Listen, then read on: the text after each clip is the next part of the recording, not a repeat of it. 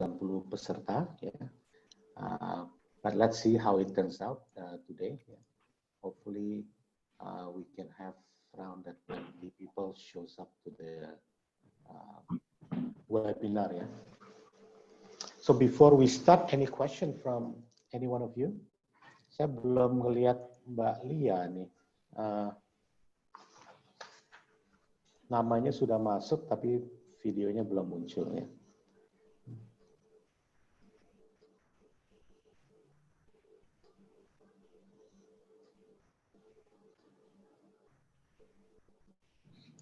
Ada pertanyaan, Bu Mel, Bu Linda? Aku cukup jelas sih, Pak. Oke. Nanti kita ngobrol-ngobrol santai aja kan ya? Yes, benar. Sebisa mungkin, sesantai mungkin ya kita coba usahakan interaktif discussion nanti. Kita juga akan live di Facebook dan YouTube ya. Oke.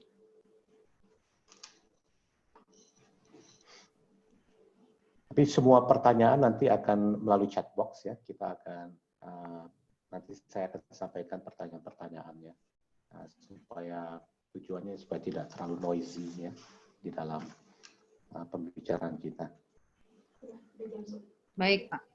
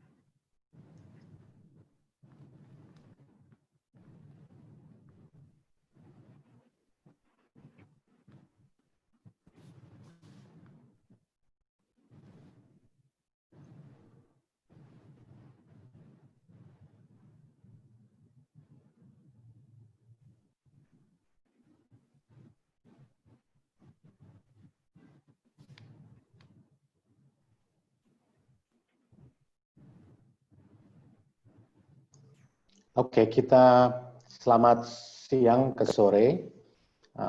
Kita sudah membuka pintu untuk masuk semua partisipan ya.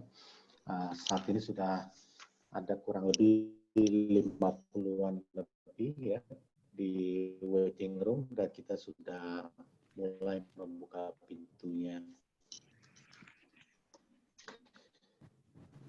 Jadi saya mengucapkan tamu kami ya dan terima kasih telah berpartisipasi dalam webinar Gagas Indonesia Safe Talks episode pertama dengan tema soft landing on the new normal dan bagaimana kita bisa mendorong ketahanan bisnis dan rumah tangga di Indonesia. Telah hadir ya, di antara kita beberapa speakers ya yang akan memberikan insights-nya dari speakernya yang ada dari industri finansial, consumer goods ya, dan juga ada speaker dari Kementerian Keuangan yang akan memberikan insight kepada kita semua tentang kebijakan untuk pemulihan ekonomi nasional. Sudah hadir juga Pak Adi Budiarso. Selamat datang Bapak. Ya, terima kasih atas kehadirannya. Saya akan memperkenalkan beberapa speaker, ya. Tetapi sebelumnya itu saya ingin membuka acara ini juga dengan memperkenalkan Save the Children. Ya. Acara ini adalah kerjasama antara Save the Children dengan Drea Communications. Ya. Nanti pihak Drea Communication yang diwakili oleh CEO-nya Pak Inayat Hisham akan juga menyampaikan sepatah dua kata tentang acara ini, gitu ya. Langsung saja saya ingin sampaikan sedikit mengenai Save the Children supaya seluruh dan juga pembicara mengenal tentang Save the Children dan juga bisa bagaimana bisa memberikan masukan juga kepada kami ya, bagaimana upaya-upaya penyelamatan anak di Indonesia bisa kami jalankan dengan baik ya, dan juga tentunya berkolaborasi. Jadi Save the Children di Indonesia merupakan bagian dari gerakan global Save the Children internasional ya, yang telah bekerja untuk memperjuangkan hak-hak anak di lebih dari 120 negara selama lebih dari 100 tahun ya. Umurnya sekarang sudah 101 tahun. Di Indonesia itu sudah 44 tahun. Ya, kita beroperasi di 12 provinsi, 79 kabupaten, 701 kecamatan dan di 918 desa ya.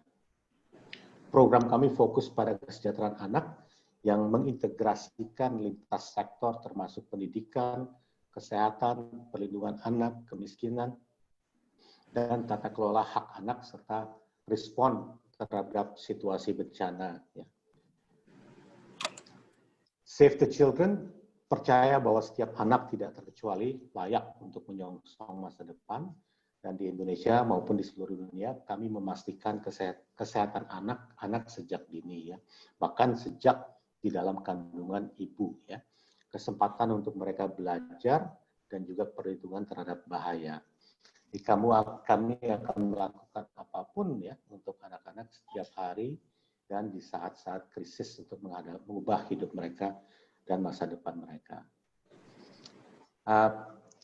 Pada saat COVID-19 ini ya, kami telah melakukan needs assessment kepada lebih dari 15.000 responden di seluruh Indonesia ya, di berbagai negara di wilayah kerja kami maupun di luar wilayah kerja kami. Yang kami menemukan bahwa kalau 3 hal ya yang kami temukan di dalam needs assessment itu, ya, ada 1 dari 3 keluarga itu kehilangan mata pencarian atau menurun ya pendapatan mereka.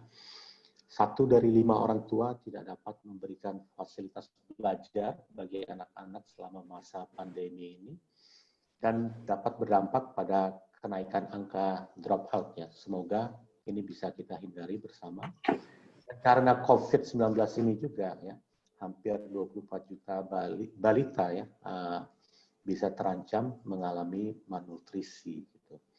Jadi melihat masifnya dampak COVID ini kepada kita semua, seluruh Indonesia bahkan dunia ya, terhadap kondisi sosial, ekonomi, kesehatan dan berbagai aspek kehidupan masyarakat Indonesia. Jadi Save the Children percaya bahwa perbaikan kondisi pasca COVID-19 ini hanya bisa dikerjakan secara kolaboratif ya. Seluruh sektor baik pemerintah, korporasi, komunitas mengembalikan DNA Indonesia yaitu gotong royong ya.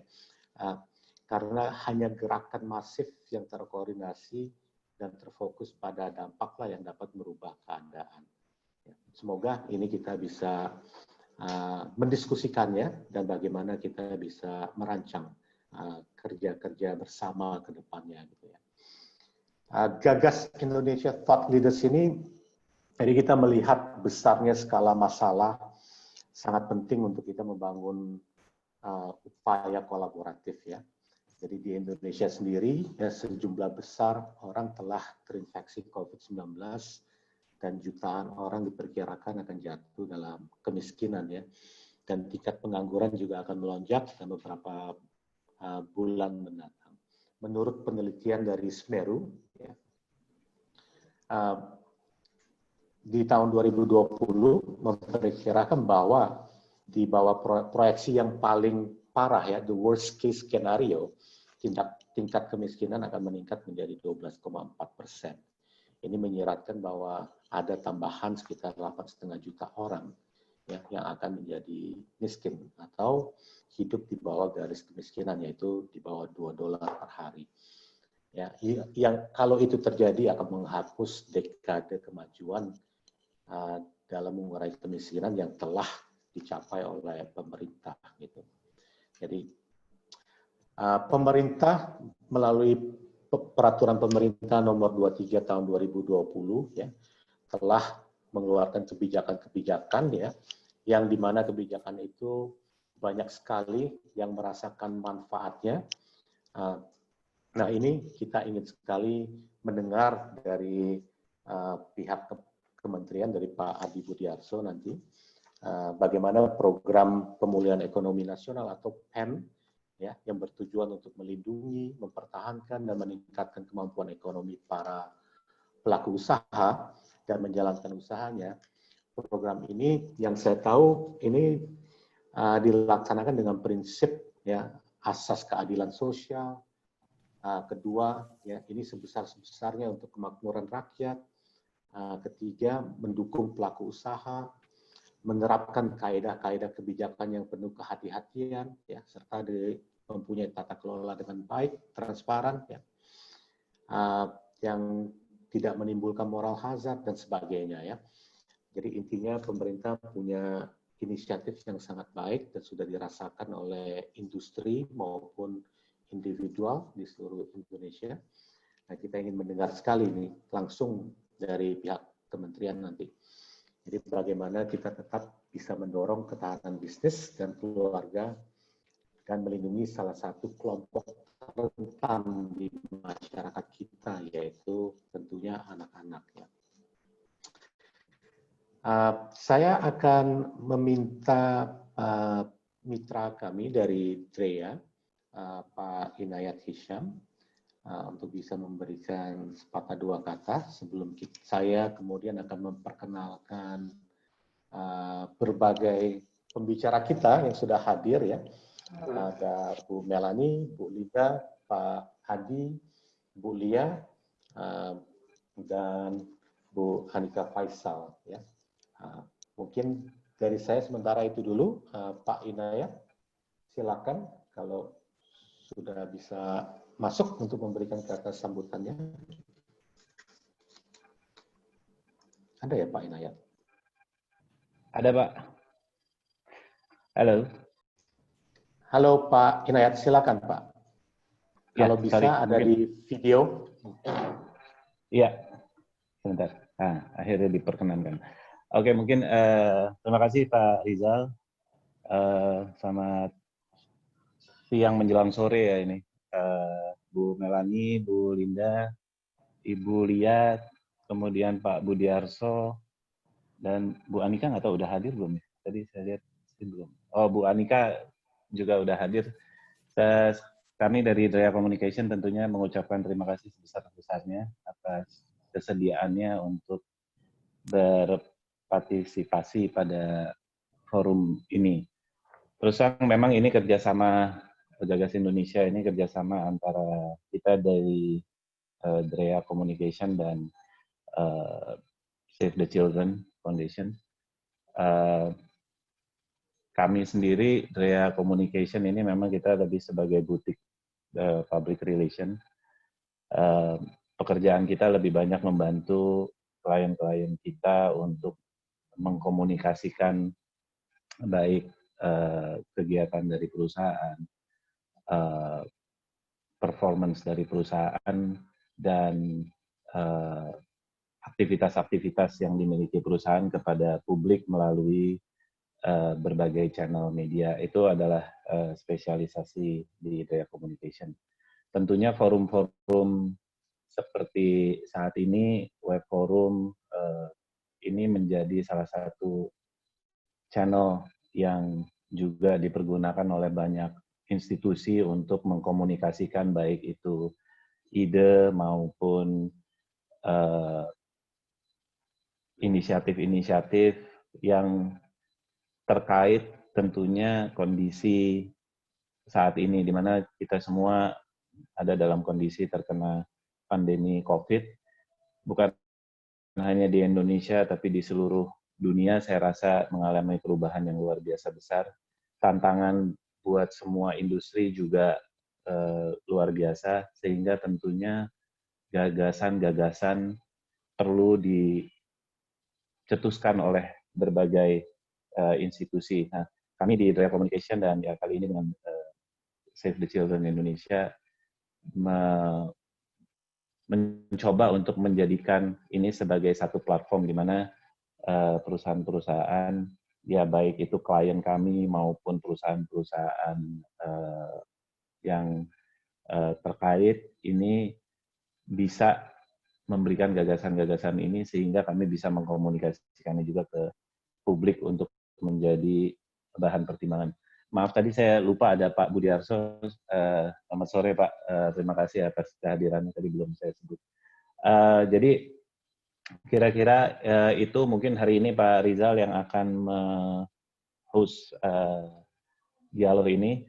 Dialog ini direncanakan memang akan dilakukan secara rutin dengan topik-topik yang tentunya akan disesuaikan dengan kondisi di pasar sendiri. Ya, yang saat ini memang salah satu yang terpenting yang kita lihat adalah bagaimana kita bisa menjalani new normal ini. Kalau kata-katanya kemarin Pak Rizal itu soft landing.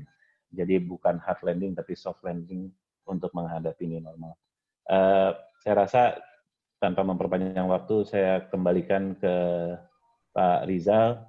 Terima kasih banyak atas partisipasi dari ibu-ibu dan bapak-bapak semua. Semoga acara hari ini bisa memberikan manfaat untuk kita semua dan tentunya untuk kemajuan bangsa Indonesia. Demikian, terima kasih. Pak Rizal, silakan Pak Rizal. Terima kasih Pak Inayat. Jadi saya akan mulai memperkenalkan speaker-speaker kita ya. Yang pertama adalah Dr. Adi Budiarso. Beliau adalah Kepala Pusat Kebijakan Pembiayaan Perubahan Iklim dan Multilateral. Selamat sore Pak Adi Budiarso. Beliau mengawali karir sebagai pelaksana di Badan Pendidikan dan Pelatihan Keuangan, Kementerian Keuangan pada tahun 90. Dan sebelum bertugas di Badan Kebijakan Fiskal, pernah menjabat sebagai Kepala Sentral Transformation Office ya, pada Sekretariat Jenderal Kementerian Keuangan. Pernah juga mengemban amanat sebagai Sekretaris Kerja Panitia Nasional pada annual meeting IMF World Bank Group di tahun 2018 di Bali. Ya. Dan pada Juli 2019 beliau dilantik sebagai Kepala Pusat Pembiayaan Perubahan Iklim dan Multilateral di Badan Kebijakan Fiskal. Yang pembicara kedua adalah Ibu Anika Faisal, ya. Seseorang yang sudah yang sudah banyak dikenal, yang telah memiliki lebih dari 29 tahun ya di industri keuangan, dan juga beliau aktif di berbagai asosiasi profesi seperti di Ikatan Bankir Indonesia, Persatuan Bank Nasional, dan sekarang beliau ini berkiprah di Bank Atos sebagai salah satu komisaris di bank tersebut. Ya. Menarik nanti dengan Bu Anika untuk kita bisa melihat, berdiskusi untuk menyampaikan perspektif dari industri keuangan dan berbagai masukan untuk mempertahankan ketahanan finansial bisnis, ya, namun tidak hanya bisnis, bagaimana ketahanan finansial keluarga ya dari dampak COVID-19 ini. Kemudian ada Ibu Linda Tan, beliau adalah CEO dari Sandimas Group. Sandimas ini adalah perusahaan salah satu yang terbesar untuk distributor produk-produk keramik dan saniter di seluruh Indonesia. Ya. Banyak merek-merek yang terkenal dan tersedia. Jadi Bu Linda Tan bergabung di Sandimas sejak tahun 2000 dan meniti karirnya sampai sekarang menjabat sebagai Chief Executive Officer dari Sandimas Group. Ya. Yang saya tahu juga Bu Linda ini aktif sekali dari kegiatan sosial dan juga olahraganya ya. Beliau ini adalah marathon runner, trail runner, mountain climber dan sebagainya gitu ya. Menarik nanti kita melihat bagaimana insight-insight dari bisnis ya untuk bisa bagaimana mempertahankan daya saing bisnis ya dan bagaimana beradaptasi dan berinovasi dengan pada saat kondisi saat ini ya. Dan juga bagaimana kontribusinya untuk terus-menerus menjaga kesejahteraan keluarga dan para karyawannya. Kemudian Ibu Melanie Masril ya, Communication, Public Affairs and Sustainability Director dari L'Oreal Indonesia. Beliau lebih dari 14 tahun meniti karir di bidang corporate communication, public affairs, CSR dan sustainability. Ya. Jadi banyak ilmu-ilmu sustainability yang kita bisa pelajari nih dari Ibu Melanie ya. Mungkin nanti bisa juga share bagaimana L'Oreal ya menjalani inisiatif-inisiatif yang inovatif untuk sustainability. Ya. Kemudian ada Ibu Lia Mariani ya sebagai Deputy Head of Global Communication dari APP Sinarmas. Beliau Ibu Lia ini spesialis di brand communication yang memiliki pengalaman lebih dari 18 tahun di marketing, komunikasi dan public relation di berbagai perusahaan ya. Dan selama berkiprah beliau juga banyak membidani inisiatif-inisiatif kreatif tentang pemberdayaan masyarakat ya. Dan bagaimana nanti mungkin Ibu Lia bisa share bagaimana APP Sinarmas sebagai salah satu perusahaan pulp and paper terbesar di dunia yang beroperasi di beberapa negara dapat berinovasi dan menjaga produktivitas dan menjaga kesehatan serta kesejahteraan para pekerja ya. Nah ini industri kertas ini identik dengan pemberdayaan ya dari segi membaca dan sebagainya. Ya mungkin bisa di-share juga apa inisiatif-inisiatif dari industri pulp and paper terutama Sinarmas ya untuk bisa mendorong kegiatan membaca di Indonesia. Dan saya sendiri Rizal Algamar, saya dari Save the Children, saya adalah Chief of Business Development. Saya juga telah memiliki lebih dari 25 tahun pengalaman kerja di sektor swasta dan nirlaba ya. Aktif di berbagai kegiatan sustainability, creating shared value ya. Saya punya prinsip yang sangat mendalam tentang hal-hal sustainability. Semoga ini bisa menjadi pembekalan bagi diri saya juga berdiskusi dengan para pembicara tamu kita ini ya. Bagaimana kita bisa mendengar dan belajar insight-insight mereka gitu ya. Saya mau awali dengan pertanyaan kepada seluruh peserta ya. Mungkin nanti siapapun bisa mulai ya. Mungkin pertama dari semua peserta, bagaimana sih tanggapan semua pembicara ya atas dampak COVID-19 ini untuk jangka pendek, menengah dan jangka panjang. Ya, mungkin setelah tadi saya sudah jelaskan akan banyak dampak dari sisi ekonominya dan juga kita semua sudah melihat dan merasakan langsung ya dampaknya di sektor kita masing-masing ya. Mungkin diawali dengan itu, silakan mungkin bisa Pak Adi Budiarso bisa ngasih tanggapan pertama, setelah itu mungkin bisa diteruskan oleh yang lain. Terima kasih Pak. Pak Rizal yang kami hormati, Bu Dria, Bu Anita, Bu Melani, kemudian Bapak Ibu sekalian pemerhati khususnya Save Children Pak ya. Sudah 100 tahun ya Pak ya. Ya, Pak. Izinkan kita untuk berbagi ini Pak ya, perspektif. Saya mungkin mau coba uraikan saja dalam 3 key ini Pak, perspektif. Yang pertama, saya akan coba cerita tentang background dulu, bagaimana peran pemerintah di dalam menghadapi COVID-19. Yang pertama, COVID-19 ini adalah survival to the fittest Pak. Jadi kalau bisa kita flashback 100 tahun yang lalu, 1918, itu ada disaster atau semacam strikes yang flu Spanyol ya, yang itu mendunia juga Bapak Ibu, itu menyerang hampir 300 juta orang, dan korbannya juga luar biasa besar. Tapi dari krisis yang begitu besar di tahun 2018 dan semua krisis yang lain, itu COVID-19 ini yang paling besar Pak. Jadi saya bilang COVID-19 kenapa paling besar, coba kita bandingkan dengan krisis yang 98 misalnya, itu Asian Financial Crisis. Itu pertumbuhan Indonesia sampai drop waktu itu, dolar dari 2.000 menjadi 18.000 waktu itu kalau Bapak ingat ya. Kemudian Global Financial Crisis 2008. Ya. Kemudian ada lagi ini apa namanya krisis global yang berikutnya 2013. Itu hampir semua merontokkan begitu banyak pengusaha besar, tapi tidak sedrastis COVID-19, Pak. Jadi untuk survival to the fittest, zaman dulu mungkin ada zaman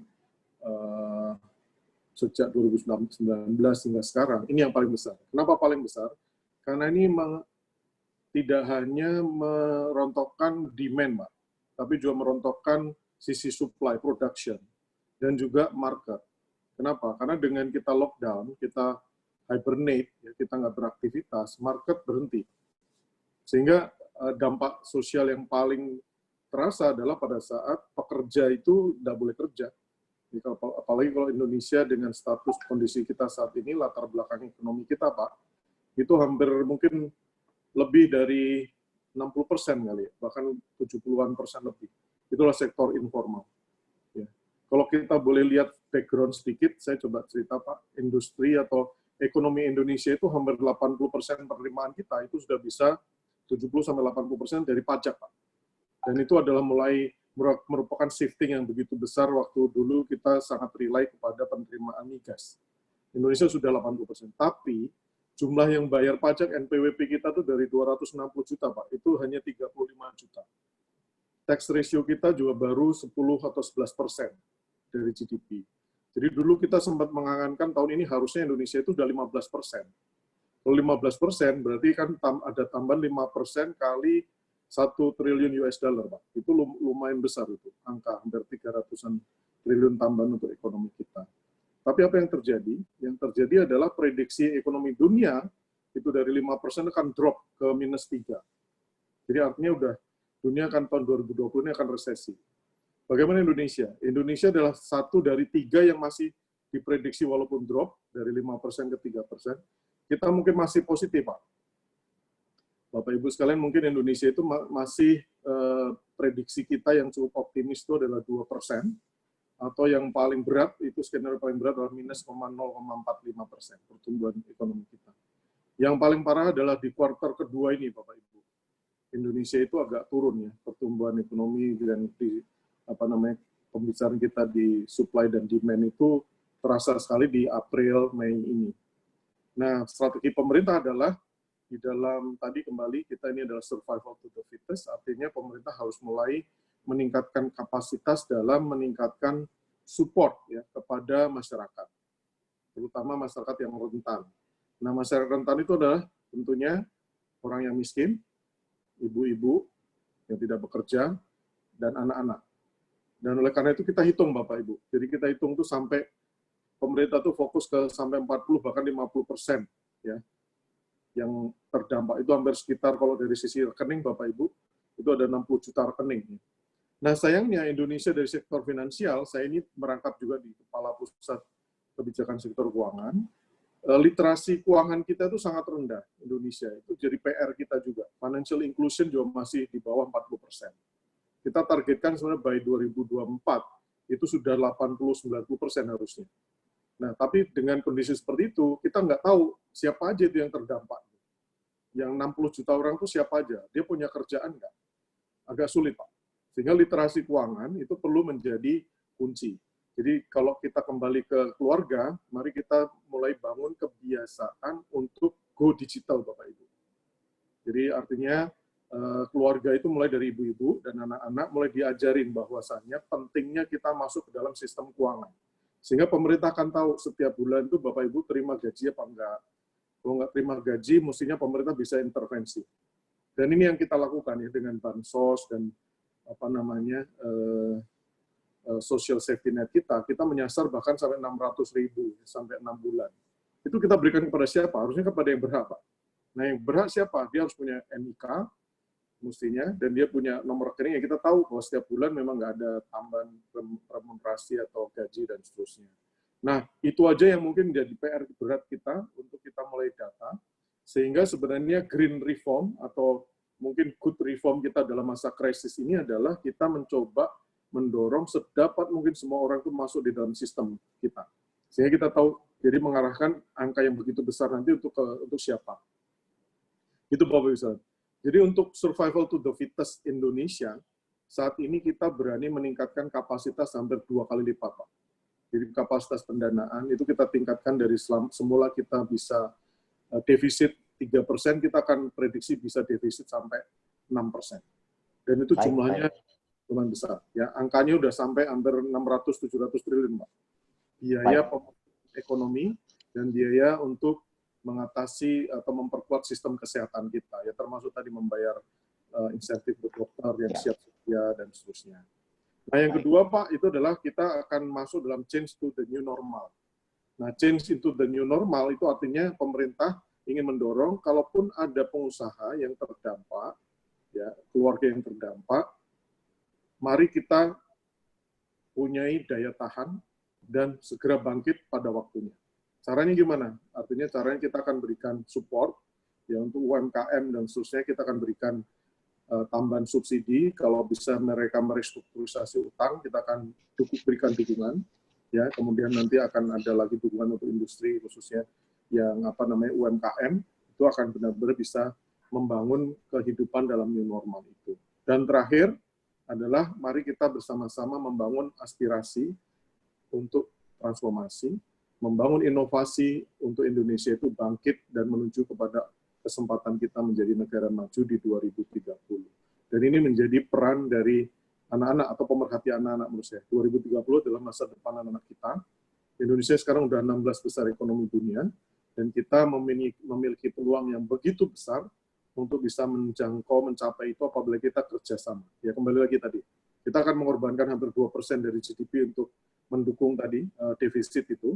Jadi artinya pajak pun ada beberapa kita berikan insentif untuk turun, tapi ke depan harusnya kita udah mulai makin meningkatkan base pajak kita, meningkatkan kemampuan kita untuk tumbuh dan meningkatkan kualitas pelayanan lebih baik lagi. Tidak hanya di pusat, juga di daerah, Bapak Ibu. Di daerah itu ada sekitar 75.000 desa. Kalau Bapak Ibu nanti mau bekerja sama dengan kita ingin ada program yang namanya pembangunan mulai dari pinggiran, itu termasuk juga support dari COVID-19 untuk perdesaan, ya, untuk daerah. Demikian Bapak Ibu. Terima kasih. Terima kasih Pak Adi Budiarso. Saya langsung ke Bu Anika Faisal ya. Pertanyaannya yang sama juga, Bu Anika. Ya. Bagaimana tanggapan Ibu atas dampak COVID-19 ini, Bu? Ya. Sebelumnya, perkenalkan saya menyampaikan selamat sore kepada rekan-rekan panelis, Pak Adi Budiarso, Bu Lia, Bu Linda, dan Bu Melani, serta host kita, Pak Rizal dan Pak Inayat, apa kabar? Dan rekan-rekan semua yang turut menghadiri acara talk show pada sore hari ini, Save the Children. Selamat sore, semoga kita semua diberikan kesehatan. Tadi Pak Adi sudah menyampaikan, memang menariknya adalah COVID ini mungkin dimulai sebagai satu pandemi, krisis di bidang kesehatan, tapi dampaknya terhadap ekonomi luar biasa sebetulnya. Sehingga memang sekarang sudah menjalar menjadi krisis ekonomi. bukan saja krisis kesehatan. Nah, tapi saya mau bernuansa lebih positif sebetulnya dalam artian begini.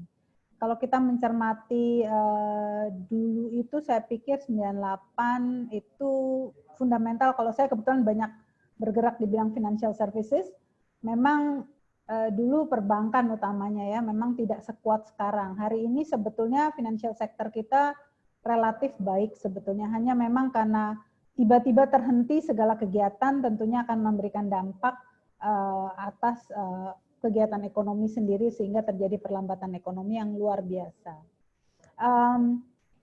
Tapi COVID ini mengajarkan berbagai hal positif kalau menurut saya. Yang pertama adalah kalau kita bicara dari sisi misalnya kita sebagai, saya juga gini-gini kan jadi karena di swasta, jadi kita sebagai pengusaha, sebagai karyawan, sebagai rumah tangga ya dan lain-lain. Apa sih yang paling penting dari COVID ini kita petik?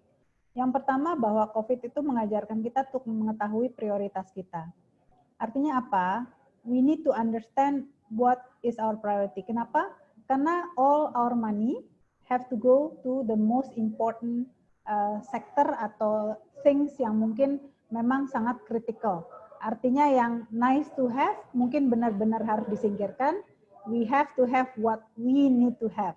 Dulu tuh kita suka belajar between need and nice to have. Suka kegatelan beli-beli yang nggak penting-penting gitu misalnya kan. Kalau ibu-ibu langsung ketawa, ini penyakit ibu-ibu. But we have to be disciplined, we have to discipline ourselves to have our priorities right. Ya, dan kalau tadi kan topik saya seputar keuangan, apalagi kalau rumah tangga, kebetulan saya ibu rumah tangga gitu kan. It's very critical karena to some extent kita harus makan tabungan kah? Kita harus make sure kita lihat our saving.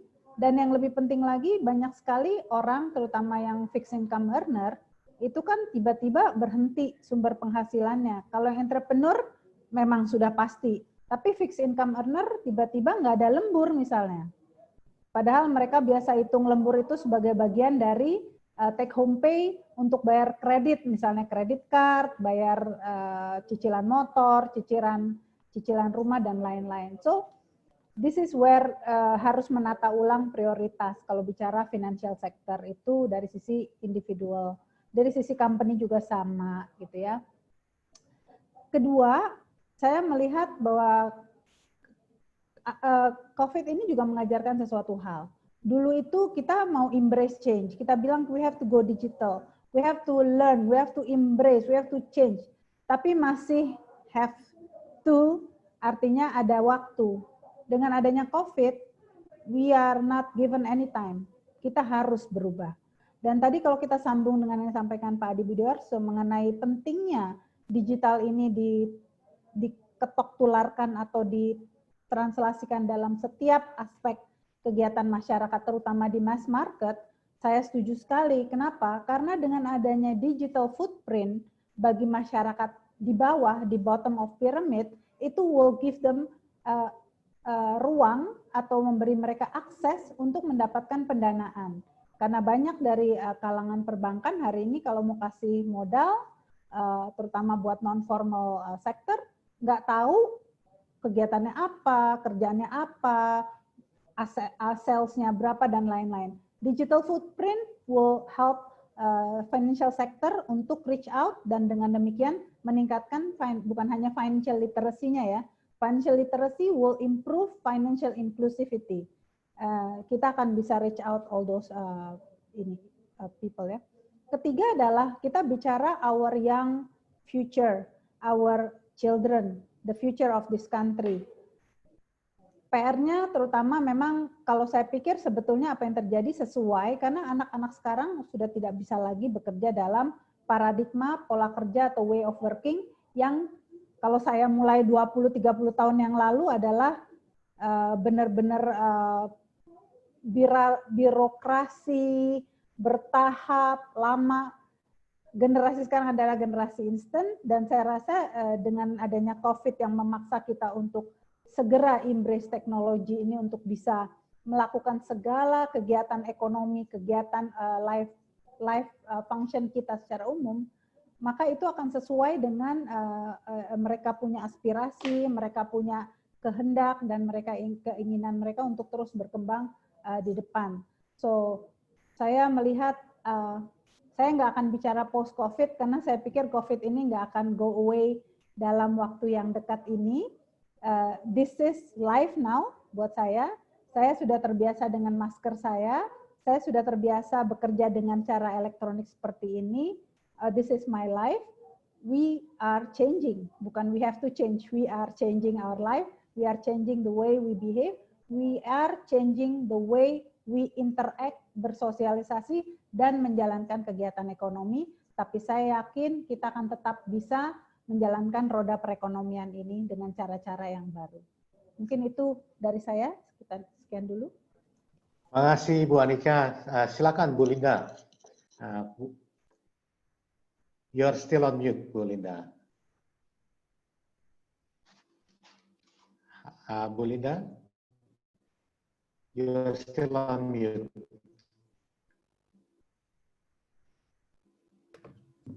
Yes. Sorry about Go that. ahead. Terima kasih Pak Rizal. Selamat sore rekan-rekan panelis sekalian. Pak Dibudiarso, Pak Inayat, Ibu Anika, Ibu Lia, dan Ibu Melani.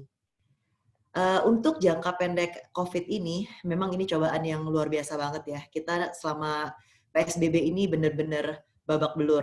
Merujuk yang Pak Budi Adiarso bilang, memang ini benar-benar survival of the fittest. Jadi untuk perusahaan kami, untuk 1-2 tahun ke depan ini, kami hanya berpikir just surviving aja dulu. Tapi untuk jangka menengah dan jangka panjang, we still have a very optimistic stance. Karena produk kami ini adalah bagian dari kebutuhan papan. Dan Indonesia sebagai negara yang masih berkembang, masih akan terus membangun.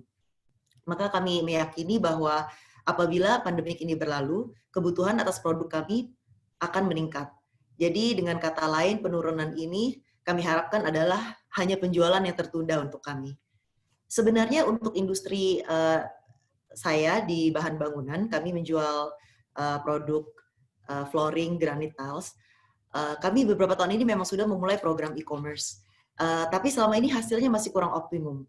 Karena the nature of our products itu bukan seperti consumer goods. Jadi pada saat customer mau membeli produk kami, it is a big ticket item kan. Itu bukan everyday goods yang mereka biasa beli. Jadi the decision making-nya itu is a long process. It involves a big decision making karena it's a big ticket item. Jadi pada umumnya pembeli produk kami itu butuh untuk melihat fisik produk kami dalam hal warna maupun mereka harus melihat tekstur. Ya, tapi seperti yang tadi Ibu Anika bilang, kami harus terpaksa sekarang mengikuti everything digital. Jadi dengan keadaan PSBB ini kami mulai lebih fokus ke sarana e-commerce dan e-katalog. Dan kami juga, tim kami lebih proaktif untuk mengirimkan sampel, foto, dan video produk kami kepada para customer. Jadi kami berusaha mereedukasikan customer kami supaya kami bisa mengoptimalkan penjualan kami tanpa harus bertatap muka. Biasanya kami juga lumayan aktif mengadakan seminar dengan arsitek dan juga seminar ke universitas untuk mahasiswa arsitektur semester akhir untuk mengajarkan product knowledge. Tapi dengan new normal kami harus menggantikan kegiatan tersebut dengan webinar Zoom sehingga aktivitas marketing kami tidak terputus. Jadi sekian dari saya, itu yang adaptasi yang kami lakukan selama COVID ini. Terima kasih Pak Rizal. Terima kasih Bu Melani. Ya, silakan. Saya sudah dengar juga banyak sekali kegiatan-kegiatan L'Oreal ya. Mungkin baik. bisa dijelaskan juga nih. Terima kasih. Baik, mungkin aku ingin menanggapi dulu mengenai apa adaptasi yang kami lakukan ya Pak ya, sehubungan dengan pandemi COVID ini. Sebelumnya terima kasih kesempatannya Pak Rizal. Aku ingin menyapa juga Pak Adi, Pak Inayah tadi, kemudian juga ada ibu-ibu lainnya di sini sebagai speaker, Bu Anika, Bu Lia, dan Linda tentunya kawan lama ya Lin. Baik, kita mungkin tadi Pak Irizal sudah kasih sedikit perkenalan gitu ya. Kalau saya sendiri itu dari PT L'Oreal Indonesia dan kita bergerak tentunya di bidang kecantikan atau beauty gitu ya.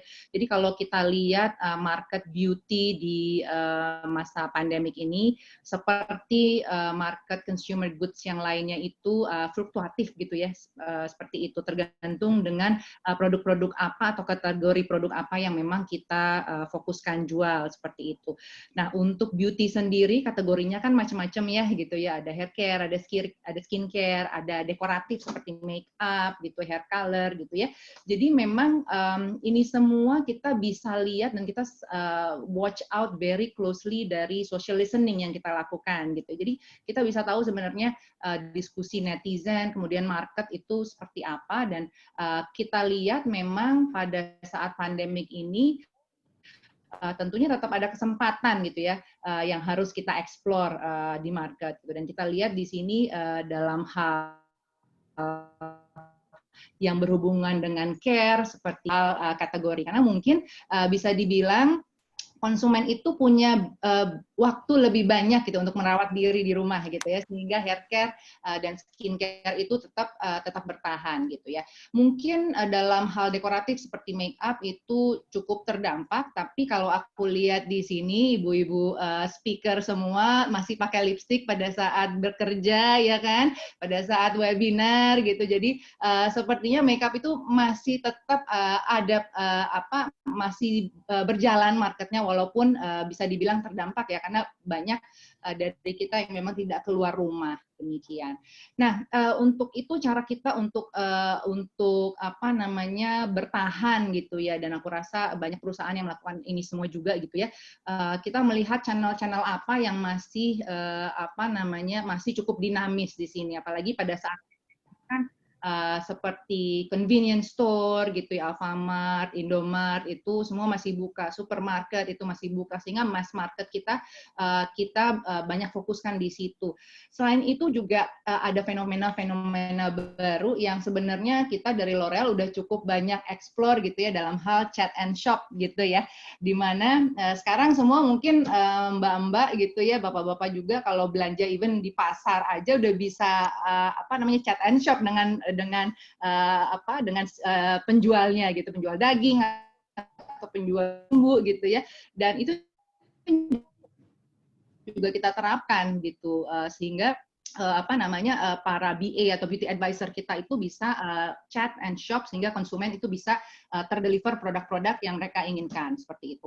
Selain itu tentunya penggenjotan di e-commerce ya, sangat penting dan sangat signifikan, yang betul-betul bisa mengoffset keadaan atau penjualan di consumer goods pada saat ini gitu, sehingga e-commerce itu memang dan aktivitasnya gitu, semua yang berbau digital itu sangatlah kita fokuskan pada saat ini, seperti itu. Jadi memang bukan hanya dalam pandemi COVID aja, kita harus selalu bisa melihat market itu lagi fokus kemana, behavior consumer kita seperti apa, dan kita coba untuk adaptasi mengikuti dengan mereka, because that's new normal. Dan seperti yang Mbak Anika tadi bilang ya, ini yang harus kita lakukan sekarang, dan kedepannya memang akan banyak sekali cara-cara baru yang harus kita bisa jalankan sebagai hal yang normal untuk kita bisa tetap sustain.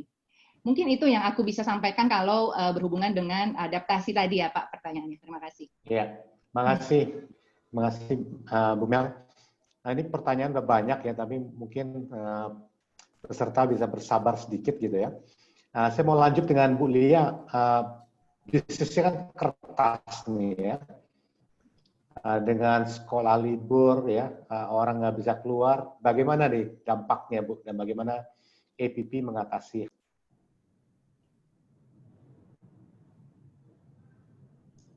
Nggak kedengaran ya Ibu Lia? Ya, silakan Bu. Oke. Sekarang sudah. Oke, jadi selamat sore Pak Rizal dan semua Bapak Ibu panelis yang saya hormatin. Saya rasa kita kurang lebih sama ya Pak pengalamannya. Adaptasi kita juga harus terus fokus di pasar. Kebetulan kan produk kita memang bahan dasar produk kita utamanya adalah kertas Pak Rizal, tapi tentunya inovasi kami tidak hanya berhenti di kertas. Jadi kertas adalah salah satu lini utama kami, tapi kami juga punya produk lain, dan inovasinya terus dilakukan. Kita punya juga baru punya lini tisu, di mana kita juga terus mengembangkan higienitas produk, karena kan akhir-akhir ini seperti yang kita tahu, demand akan food delivery atau demand untuk produk higienis seperti tisu, masker dan lain-lain itu kan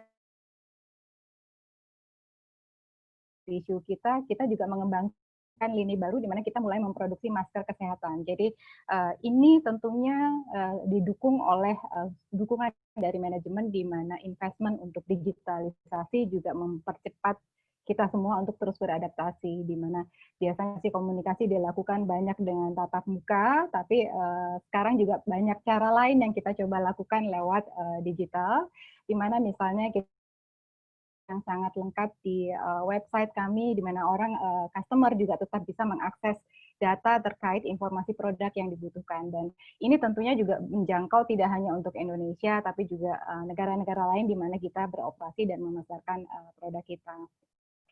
Hal adalah kita terus fokus juga terhadap beberapa program-program pemberdayaan yang juga kita lakukan. Jadi ada beberapa perubahan tentunya Pak, karena kita juga berusaha mengikuti protokol kesehatan yang harus dilakukan tidak hanya di headquarter, tapi juga di seluruh area di mana kita beroperasi, di mills maupun di forestry. Kurang lebih itu saat ini dari saya, Pak Rizal.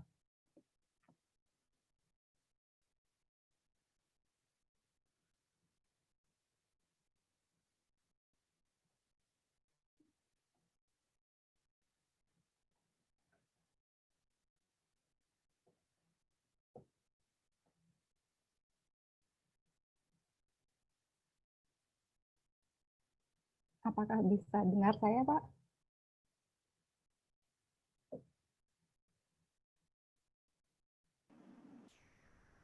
Kayaknya Pak Rizal ada gangguan teknik mungkin ya. Kelihatannya ya, Pak Rizalnya menghilang dari Terkik. Mungkin dari Drea bisa dibantu.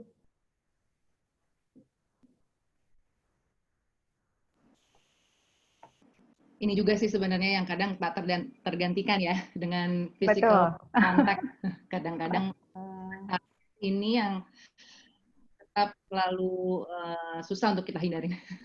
Ada beberapa sih menurut saya. Satu memang yang sifatnya technical, tapi kedua kebetulan kayak hari ini saya udah di kantor ya, lagi di kantor, karena energi yang dihasilkan dengan pertemuan face to face itu different dengan yang di Bu Anika. Banget, Mbak. Itu yang dirindukan sebenarnya. Ya, jadi saya sudah ini sambil menunggu Pak Rizal, mungkin kita jadi bicara sedikit. Memang tadi memang harus menyesuaikan. Ngobrol aja ya. Ya, nah, Drea baru keluar. Menyesuaikan saja menurut saya memang. Betul. Ya, Pak. Betul. Iya, maaf nih Pak Rizalnya menghilang. Mungkin ada connection problem. Ya, saya rasa kalau dari pembicaraan memang hari ini sudah sepertinya semua sudah mendapat kesempatan menyampaikan. Terima kasih untuk ibu dan bapak, karena bapaknya cuma Pak Budiarso aja nih, jadi saya ibu dan bapak.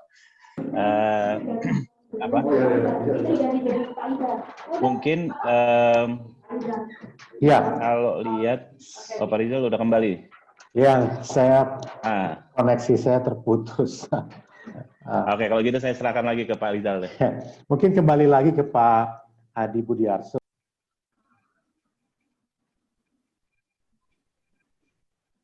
Di mute, Pak.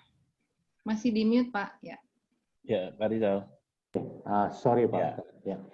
Ke Pak Adi Budiarso, kita tahu pemerintah telah mengeluarkan kebijakan PEN, Pak, pemulihan ekonomi nasional ya. Saya sudah dengar langsung juga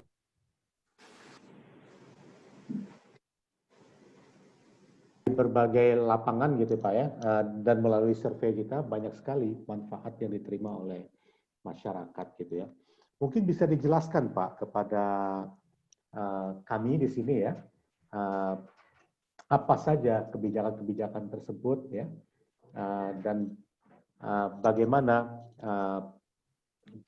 program-program seperti bantuan untuk talangan modal kerja, bantuan sosial atau relaksasi dan restrukturisasi kredit ya, mengapa skema-skema ini dipilih gitu Pak ya?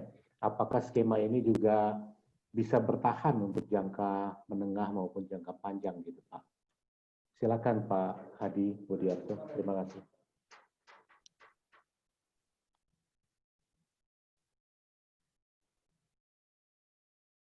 Masih on mute Pak Hadi? Sorry. Ya, baik Pak Rizal. Secara sederhana begini Pak.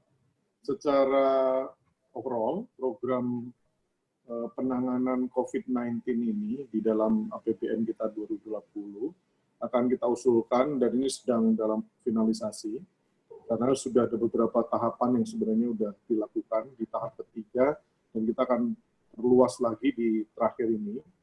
Itu menjadi ada 6 area utama, Pak. Yang pertama adalah dari kesehatan, itu sekitar 87 triliun, perlindungan sosial, kemudian insentif usaha, UMKM, pembiayaan korporasi, dan sektoral serta Pemda.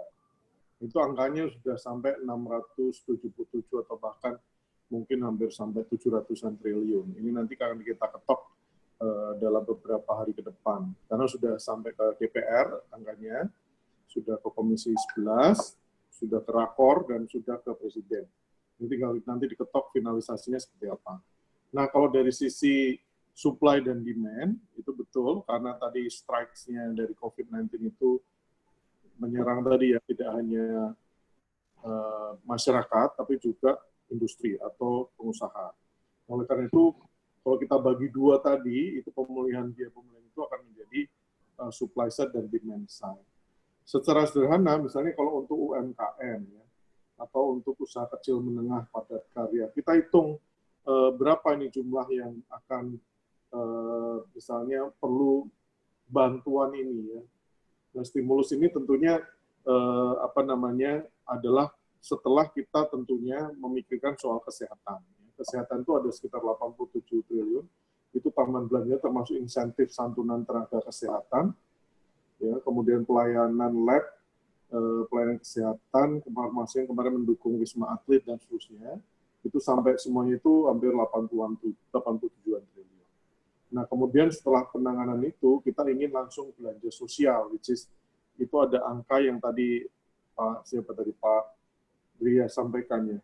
Jumlah yang miskin itu kita ada tambahan luar biasa, Pak. Jadi kita ingin menjangkau sampai the bottom 30%, bahkan 40%. Nah, itu angkanya tentunya dari kita memperluas yang sudah selama ini ada, yaitu PKH misalnya. Itu dari 9 juta kita tambah jadi 10 juta penerima KPR. Kemudian kartu sembako itu yang selama ini sudah ada, kita perluas dari 15 juta menjadi tambahnya menjadi 20 juta.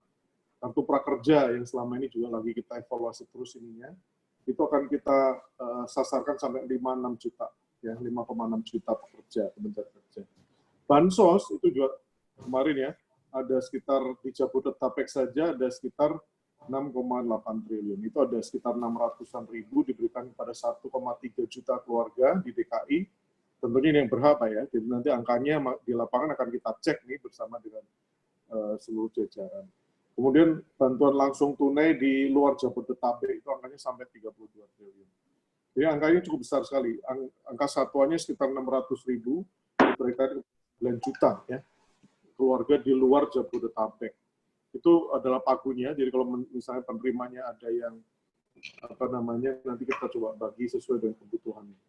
Lalu untuk model yang lain seperti perlindungan sosial ya, itu kita juga ada bantuan yang listrik ya.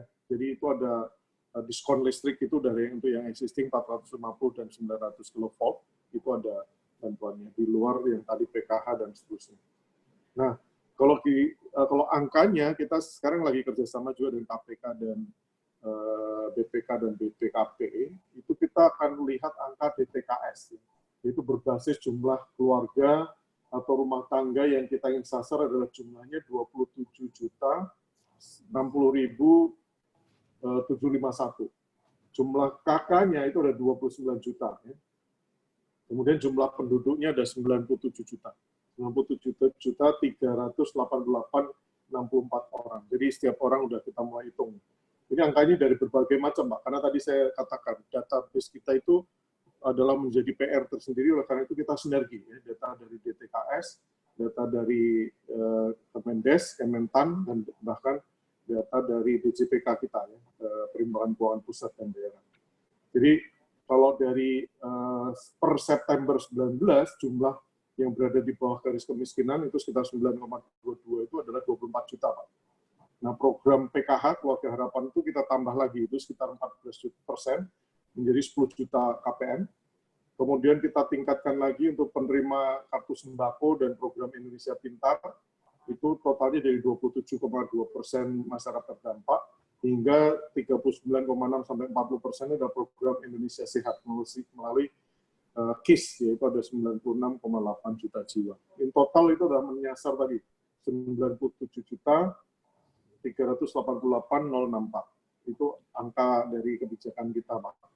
Nah, lalu format bantuannya itu bermacam-macam. Nanti ada, coba kita lihat ya, misalnya bulanan program keluarga PKH, gitu ya, itu sampai 10 juta KPM, itu kita bantu selama 12 bulan. Ya. Kemudian kartu sembako itu juga sudah 12 bulan. Diskon listrik itu kita berikan 6 bulan, April sampai September. Bansos tunai itu 9 bulan, April sampai Desember. Kemudian bansos sembako itu 9 bulan juga, dari April sampai Desember. Kemudian BLT dana desa, itu tadi desa jumlahnya hampir luar biasa besar di kita, itu adalah 6 bulan, April sampai September, nanti kita lihat perkembangan. Dan kartu para kerja itu juga April sampai Oktober. Angkanya ini adalah angka yang nanti pemerintah secara sinergis, ya. Ini baru kali ini, Bapak Ibu sekalian, kita benar-benar menghadapi ini secara gotong royong, ya. Jadi pemerintah pusat dan daerah, dan bahkan di otoritas keuangan dan moneter. Ya. Ini yang kita akan coba dorong. Begitu, Pak, secara gambaran. Baik, terima kasih. Terima kasih, Pak Adi. Saya mau kembalikan ke peserta nih ya. Tadi kan kita sudah bertanya kepada pembicara. Jadi kita ada sedikit survei, just hanya satu pertanyaan, dan kita akan langsung tampilkan juga live ya. Jadi mungkin teman-teman moderator bisa menampilkan pertanyaannya di screen ya. Pertanyaannya ini, dan teman-teman bisa langsung melalui komputernya atau melalui handphonenya ya, bisa langsung menjawab survei tersebut ya. Jadi pertanyaan dari survei itu adalah apa yang dipikirkan oleh teman-teman saat ini ya dalam mengatasi situasi COVID-19 ini ya. Kalau ada satu atau dua kalimat singkat ya, apa itu ya. Jadi silakan teman-teman peserta bisa klik di chat box, itu sudah ada juga di www.menti.com ya. Bisa ditampilkan ya.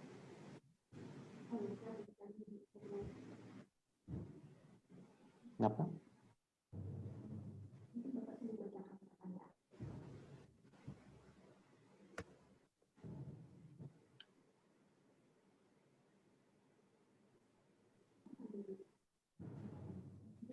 Oke. Ya, sambil menunggu ditampilkan juga ada pertanyaan-pertanyaan ya yang dari peserta. Beberapa pertanyaan yang sangat bagus nih ya. Jadi ini bisa ke ibu-ibu dari. Jadi di masa COVID-19 ini ya. Oh, ini pertanyaannya ya. Jadi bisa tolong, jadi tell us what you think of the current condition ya. Jadi apa yang dipikirkan oleh kita semua pada saat COVID-19 ini. Just hanya satu dua kalimat, satu dua kata saja. Kemudian ini kita bisa akan tampilkan hasilnya.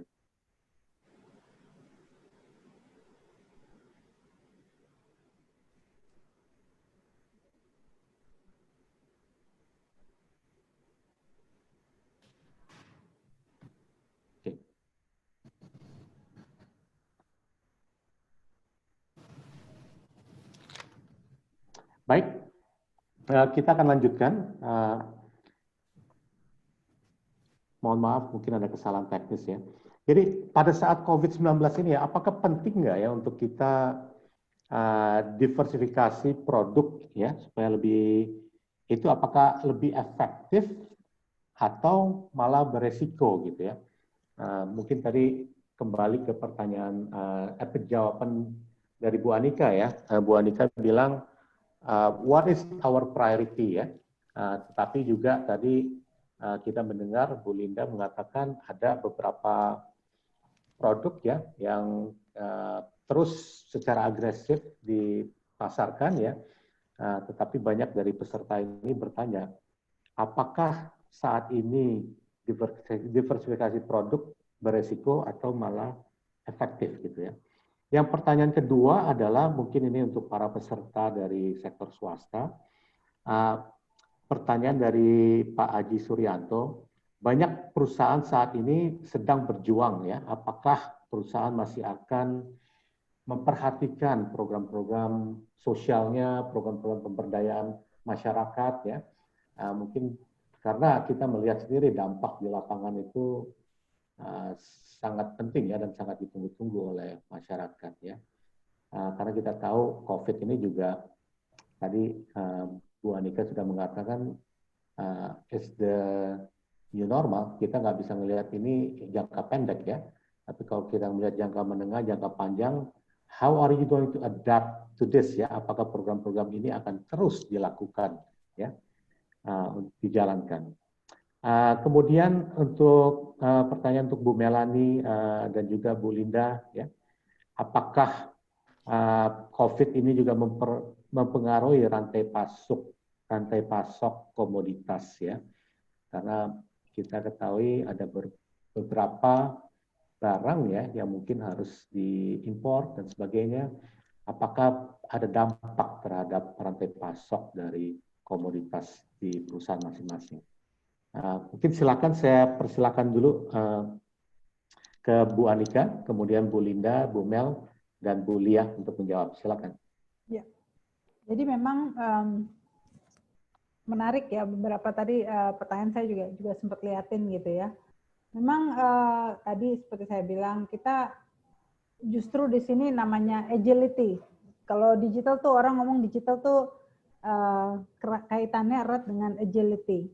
Artinya menurut saya justru di dalam time like this, perusahaan harus bisa pivot, harus bisa mencoba mencari peluang baru ya. Kenapa? Karena tentunya harus dilihat, apakah ini memang temporary, katakan temporary memang demand-nya turun karena PSBB, sehingga orang tidak bisa berkomunikasi, tapi kan misalnya kalau kita bicara beberapa e-commerce malah mungkin hari ini, let's see, kalau di luar negeri, Amazon is probably one of the most profitable company at the time being. I believe di Indonesia, Tokopedia, Bukalapak, dan lain-lainnya juga mereka pasti memetik banyak sekali keuntungan dari kondisi seperti ini. So, ada yang suffer, ada yang beruntung. So, pertanyaannya adalah, should you change? Menurut saya harus dilihat memang. Artinya tadi kayak Bu Linda kan bilang kan, saya perlu lihat nih apakah cara selling dulunya, karena barang sama lah. Kalau kita bicara fashion atau kita bicara papan ya, orang tuh kadang kalau belum lihat, belum megang tuh kayaknya nggak percaya gitu kan. Saya termasuk yang beli bahan kalau nggak dipegang bahannya nggak percaya gitu. Tapi kalau beli yang murah-murah di Tokopedia 20.000, 30.000, salah ya udah lah gitu kan. Jadi tuh luxury items menurut saya harus ada ruang untuk pivoting. Tadi kan kayak Bu Lia cerita contohnya bahwa the fact banyak garment produce masker misalnya. Itu kan in a way pivot gitu ya. Membuat mungkin dari tadinya health merubah menjadi kesehatan misalnya. Even company like Dior yang saya tahu ya, seperti Dior, dia mulai keluarkan disinfektan dan lain-lain. Maksudnya jadi variety menurut saya justru memang harus dilihat opportunity-nya dalam kondisi seperti ini, karena kalau enggak kita jadi stuck. Tapi tentunya dilihat apakah ini menjadi sesuatu yang memang juga core competence ya dari perusahaan tersebut. Artinya kalau tadinya kesehatan sama kecantikan mungkin kan agak deket gitu, tapi kalau tiba-tiba ke papan kan nggak mungkin gitu kan gitu ya. Jadi mungkin within sektor tersebut mungkin harus dilihat ceruk-ceruknya. Karena juga contohnya kalau kita bicara properti misalnya, apakah ke depan yang akan diminati apartemen atau rumah? Karena mungkin orang sekarang perlu punya rumah yang nyaman. Kenapa?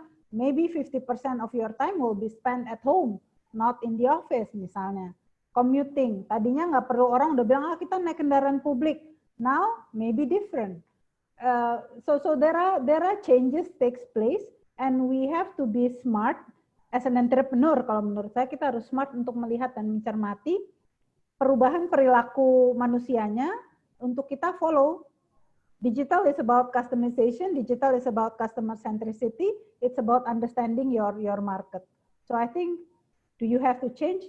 Everybody harus mencari jawabannya sendiri-sendiri. Mungkin demikian dari saya. Terima kasih, Bu Anika. Silakan Bu Linda, Bu Melani, atau Bu Lia.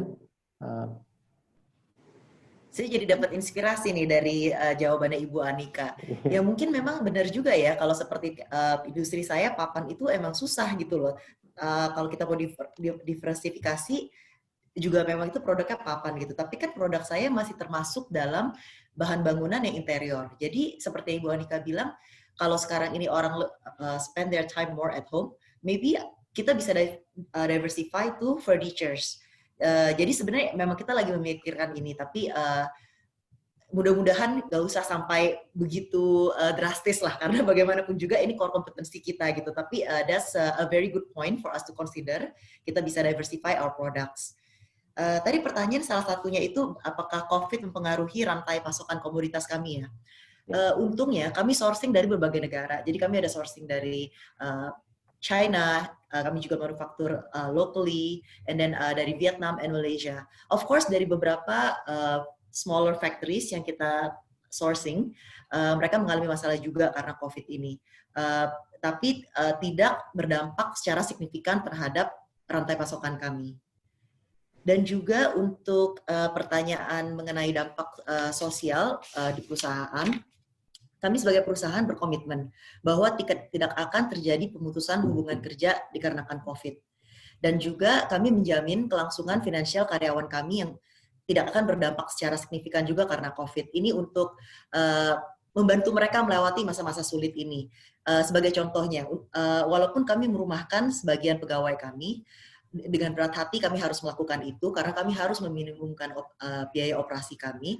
Tapi bagi mereka yang berpenghasilan di bawah 5 juta, kami pastikan tidak ada pengurangan penghasilan daripada sebelumnya. Jadi ini komitmen kami. Dan juga bagi mereka yang mempunyai cicilan ke perusahaan selama masa PSBB ataupun new normal, perusahaan memberikan mereka keringanan untuk tidak perlu membayar cicilan mereka kepada perusahaan. Baik, bagaimana Melani, Bu Lia ya, program-program pemberdayaan masyarakat, program-program bantuan sosial, apakah diteruskan dalam masa pandemi ini? Ya. Secara umum, kalau saya boleh jawab Pak Rizal, komitmen kami masih terus kami lanjutkan untuk pemberdayaan program komunitas di seputar area konsesi kami. Jadi memang ada beberapa program, mungkin kalau saya boleh sedikit cerita, kami di APP punya program Desa Makmur Peduli Api, di mana kami membantu komunitas di seputar area konsesi kami untuk mendapatkan kesempatan improving lives atau peningkatan penghasilan dan kualitas hidup dengan melalui beberapa program. Dan hal ini terus kami lanjutkan hingga saat ini, bahkan ada juga yang sifatnya spesifik, misalnya kami juga melakukan Women Empowerment Program, dan dalam hal ini kami juga bermitra dengan saat ini dengan Mata Pilar Group misalnya dan UNGC, itu kami membantu sekitar 1.600 perempuan di seputar area konsesi kami, karena kami sadar bahwa mereka ini memiliki kekuatan yang sangat kuat untuk membantu kekuatan keluarga secara ekonomi. Jadi kebetulan kami sudah melakukan program ini sudah memasuki tahun kedua, dan saat ini mungkin ada sedikit pergeseran dalam hal sedikit penundaan program, tapi kami itu tidak mengurangi komitmen kami karena hasilnya sudah mulai kelihatan, Pak Rizal dan Bapak Ibu sekalian. tidak, kebetulan mereka salah satu produknya misalnya jahe merah, itu juga adalah salah satu produk unggulan yang memang sangat diperlukan juga nih di dalam masa-masa COVID ini, karena bisa dipercaya menjadi suplemen kesehatan misalnya. Itu adalah terkait dalam komitmen kami dalam pemberdayaan. Tapi kalau saya boleh tambahkan tadi juga terkait inovasi produk, diversifikasi produk, kesempatan kami lihat untuk kategori higienis produk itu tadi adalah hal yang kami coba eksplor dan kami coba perkuat, karena memang kekuatan kami juga ada di sana. Jadi produksi, kapasitas produksi kami tingkatkan, kemudian total produksi juga kemarin meningkat hingga 25%, meskipun memang tentunya ada adjustment dalam operasional karena kami harus mempertimbangkan kesehatan ya Pak ya. Jadi itu juga food packaging yang sehat, itu juga yang ramah lingkungan, itu juga menjadi salah satu diversifikasi produk kami juga. Jadi kesempatan itu memang ada, dan kami melihat bahwa ini adalah salah satu kekuatan kami di lini paper base ya Pak Rizal ya. Baik, terima kasih. Lanjut dengan Bu Melani. Baik, sorry sudah on ya. Baik, kalau kita di L'Oreal, kita memang sejak awal pandemi itu kita sudah menetapkan gitu ada beberapa lapisan dalam hal solidarity action yang harus kita lakukan dari L'Oreal gitu. First thing first adalah our own employees ya, kita mau make sure bahwa karyawan kita itu mendapatkan prioritas kesehatan dan keselamatan kerja yang terbaik gitu ya. Jadi kalau nggak salah tanggal 16 Maret tuh ya kita salah satu perusahaan yang pertama kali langsung memutuskan, walaupun belum ada PSBB, belum ada himbauan gitu ya, kita udah langsung memutuskan karyawan kita mulai work from home seperti itu gitu ya. Jadi terutama untuk yang head office ya, karena pekerjaan kita yang di head office masih bisa dilakukan secara jarak jauh, kecuali rekan-rekan kita yang memang harus bekerja di lapangan seperti di pabrik atau tim sales kita, beauty advisor seperti itu mereka mungkin masih tetap harus bekerja, namun kita berikan perangkat-perangkat terbaik gitu ya untuk ensure mereka bekerja secara smart seperti itu. Nah itu secara internal gitu ya. Secara eksternalnya juga kita melihat bahwa banyak sekali lapisan yang harus kita bantu nih gitu. Jadi satu-satu nih dari karyawan kita sendiri. Yang kedua yang kita pikirin tuh sebenarnya adalah bisnis partner kita dulu. Siapa sih bisnis partner kita yang paling impacted dalam pandemi ini? Yang pertama kalau kita di L'Oreal tentunya kita bekerja sama dengan sekitar 15.000 lebih salon ya di seluruh Indonesia gitu, baik salon skala UKM, UMKM yang kecil-kecil banget yang salonnya cuma satu dua kursi gitu ya, sampai memang skala besar seperti Irwan Teams atau salon Rudy dan lain-lain gitu. Jadi untuk mereka itu kita bantu berikan pembekalan gitu. Yang pertama-tama kita berikan free payment gitu ya, free payment untuk mereka bisa order produk dari kita, bayarnya ntar dulu deh. Seperti itu gitu. Jadi itu bisnis partner kita juga harus bantu mereka untuk bisa tetap survive dalam keadaan seperti ini, dan kita bekalin mereka juga untuk beralih pekerjaan mereka atau servis mereka dari servis menjadi menjual produk misalnya gitu, sehingga kayak social commerce, chat and shop seperti itu kita coba berikan pelatihan kepada mereka supaya mereka tetap bisa mendapatkan income selama pandemi ini berlangsung gitu. Baik. Nah, hal yang lain mungkin berhubungan dengan apa yang tadi Mbak Anika sebutkan ya, kita di L'Oreal juga worldwide langsung coba produksi hand sanitizer. Memang ada beberapa brand kita seperti Garnier, L'Oreal Paris di luar itu sudah produksi hand sanitizer, tapi di Indonesia belum, sehingga kita langsung produksi hand sanitizer, kita request untuk izinnya dari BPOM dan Kemenkes juga gitu ya. Dan untuk tahap awal nih sampai bulan Juni ini produksi pertama ini sekitar 440.000 unit itu kita dedikasikan untuk disumbangkan dulu gitu. Sumbangkannya kemana? Nah ini hal-hal yang kita coba untuk identify lebih lanjut. Yang pasti kita bekerja sama dengan BNPB ya untuk report gitu seluruh sumbangan yang kita lakukan, karena mereka juga request gitu ya bahwa semua perusahaan ini kalau bisa lapor ya ke BNPB dalam hal donasinya gitu, sehingga produk-produk hand sanitizer ini kemudian ada jutaan unit juga produk-produk cleanliness kita ya seperti sampo, conditioner, facial cleanser, hal-hal seperti itu ya yang pada saat pandemi ini buat mereka yang mungkin membutuhkan gitu ya, mungkin lebih baik mereka meluangkan uang mereka untuk beli makanan gitu lah dibanding untuk kesehatan gitu, sehingga kita coba untuk donasikan produk-produk tersebut sehingga mereka tetap bisa menjaga higienitas gitu ya, karena memang produk-produk ini masih sangat berguna. Seperti itu. Kemudian hal lain yang kita juga lakukan, mungkin ini sedikit unik dari L'Oreal gitu ya, di mana karena kita memang perusahaan yang very supportive of the world of science gitu ya. Jadi kita coba untuk sedikit adjust budget CSR-ku itu untuk support lembaga Eijkman. Mungkin teman-teman pernah dengar juga ya tentang lembaga Eijkman. Mereka adalah the leading molecular biology dan juga mereka yang basically leading deteksi dalam hal selama masa pandemi ini berlangsung.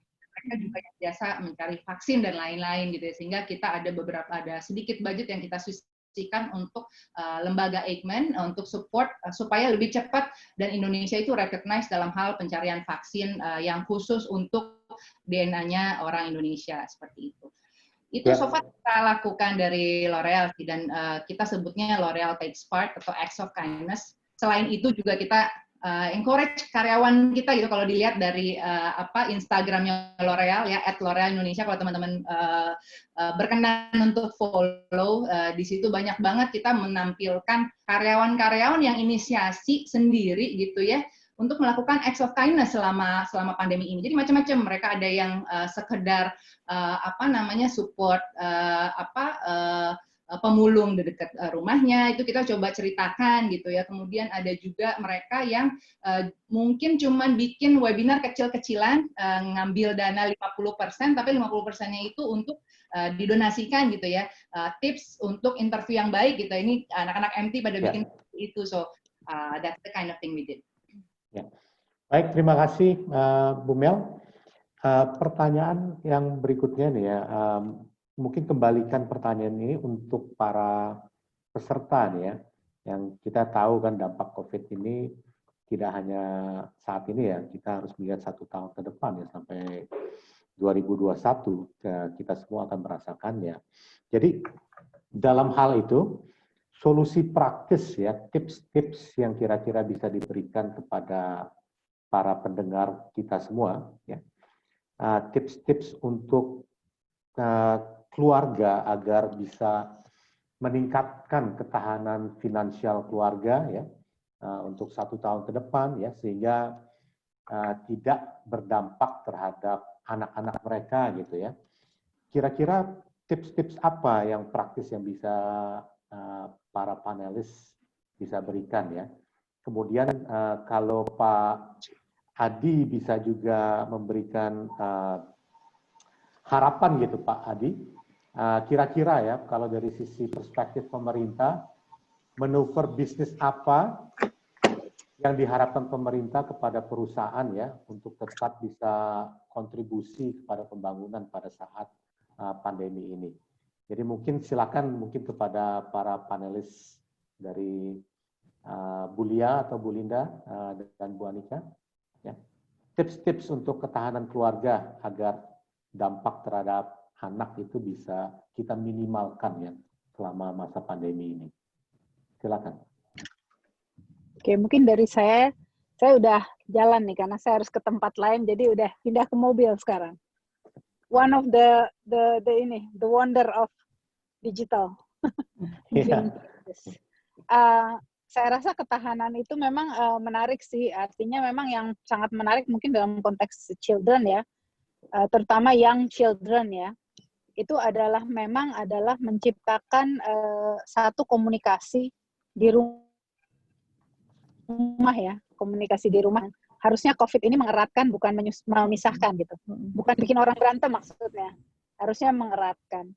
Tantangannya adalah terutama menciptakan ruang gerak dan ruang bermain untuk anak, terutama anak-anak yang masih kecil ya, di rumah, membuat suatu suasana harmonis, karena biasanya jarang ketemu suami, tiba-tiba tiap hari ketemu, bisa aja jadi yang hal-hal kecil yang biasanya nggak kelihatan, jadi kelihatan. Jangan sampai kita jadi ribut sama suami, urusan yang nggak penting-penting misalnya. Kemudian juga membagi time sih, menurut saya membagi waktu, karena memang kadang kalau tanpa disadari karena kita menganggap kita bisa stay at home, kerjanya malah jadi lebih banyak. Nah, itu adalah dua hal yang saya pikir mesti diperhatikan. Menjaga time dan menjaga environment dan komunikasi tetap baik gitu. Mungkin itu dari saya. Saya agak setuju tuh dengan kerjaan jadi lebih banyak tuh. Silakan. Kalau dari Ya, Bu Lia, silakan. Ya, kalau dari saya mungkin karena saya juga sepakat sama Bu Anika ya. Mungkin karena saya juga ibu rumah tangga juga ya. Jadi adaptasi ini kan nggak hanya kita lakukan di kantor ya, tapi karena 2-3 bulan terakhir kita memang sangat-sangat tersentralisasi di rumah, jadi memang kita ini kan harus dipaksa untuk shifting gimana caranya menciptakan suasana rumah yang mendukung kegiatan kita semua di rumah. Dan saya melihat sisi positif dari COVID ini adalah memang mendekatkan kita semua. Jadi kualitas hubungan kita di rumah itu saat ini sangat teruji, dan saya pribadi merasa saya ditantang untuk harus lebih kreatif, karena gimana caranya saya membantu memberikan stimulus pendidikan ke anak-anak saya, karena mereka harus melakukan semuanya dari rumah, menyediakan semua fasilitasnya, dan harus terus kreatif melakukan aktivitas-aktivitas bersama anak-anak, sehingga mereka juga bisa cerita ke kami, atau sebaliknya kami juga bisa cerita ke mereka. Jadi mungkin itu dari saya, dan tentunya juga hal lain yang mungkin saya boleh tambahkan adalah tips kesehatan. Memang kesehatan yang sebelumnya mungkin kita anggap menjadi secondary, mungkin saat ini higienitas dan kesehatan itu menjadi satu faktor yang sangat penting saat ini dan ke depannya. Jadi mungkin itu kalau dari saya, Pak Rizal. Ya, terima kasih. Bu Linda, gimana? Saya berusaha optimis ya, jadi saya melihat pandemi COVID ini adalah sebagai sebuah opportunity, seperti kita tuh diberikan second chance untuk we buy our time with our families right now. Jadi saya berusaha spend more quality time with the family, karena biasanya kalau sebelum pandemi nggak mungkin nih begitu lama stay at home gitu. Ya tapi sebenarnya seperti kata Ibu Lia, mesti jadi kreatif banget sama anak-anak nyari aktivitasnya. Sampai kemarin itu akhirnya kita saling potong-potongan rambut sendiri karena nggak berani ke ini kan barbershop kan gitu. Jadi every day we learn new skill gitu, baking skill, hair cutting skill. So it's a lot of bonding happening right now in the family because of the COVID gitu. Because COVID pandemic itu actually it really forces us to slow down. And then seperti Bu Anika bilang, set our priorities right. Ya, terima kasih. Bu Mel, mau dilanjutkan? Ya, oke. Kalau dari aku, yang paling penting yang aku lihat juga dalam kondisi ini sebenarnya betul kerjaan kita makin nambah banyak, dan kadang-kadang kita juga jadi sulit fokus gitu ya. Jadi menurutku satu trik yang aku coba lakukan ya selama pandemi ini adalah menerapkan yang namanya rotasi atau strengthening the support system that we have at home gitu loh, walaupun dengan kita yang ada gitu ya, gimana kita bagi kerja sama suami misalnya gitu ya, bagi kerja juga sama anak yang sudah lebih dewasa gitu, karena aku sendiri punya anak yang udah lebih gede gitu ya, yang udah aman lah, dia tinggal nunggu sekolah berikutnya gitu ya. Tapi ada juga anak yang masih kecil nih yang butuh dukungan banget, butuh dibantu e-learningnya dan lain-lain. Sedangkan itu hal yang nggak mudah gitu. Jadi kesepakatan antar keluarga gitu ya untuk berbagi waktu ini dan berbagi peran itu menurutku menjadi satu hal yang kunci banget, dan tentunya aku juga merasa blessed sebenarnya ya dalam keadaan ini, justru banyak hal-hal baik yang kita bisa kerjain bareng-bareng dan bisa kita inisiasikan bareng gitu loh. Terutama aku sih dengan anakku yang udah agak gede ya gitu ya, dia bisa bikin kegiatan-kegiatan yang bermanfaat, bisa jualan gitu ya, coba-coba masak kemudian dijual gitu ya, dan hasilnya kembangkan untuk COVID seperti itu gitu. Jadi justru banyak kesempatan kita, waktu yang tidak akan pernah kita bisa lakukan selama pandemi ini berlangsung. Wah, menarik sekali, terima kasih. Pak Adi Budiarso masih ada? Kalau ada, mungkin ada pertanyaan terakhir nih Pak. Jadi manuver bisnis apa ya yang strategis yang diharapkan pemerintah kepada perusahaan ya untuk tetap berkontribusi pada saat pandemi ini? Kalau Pak Adi masih ada?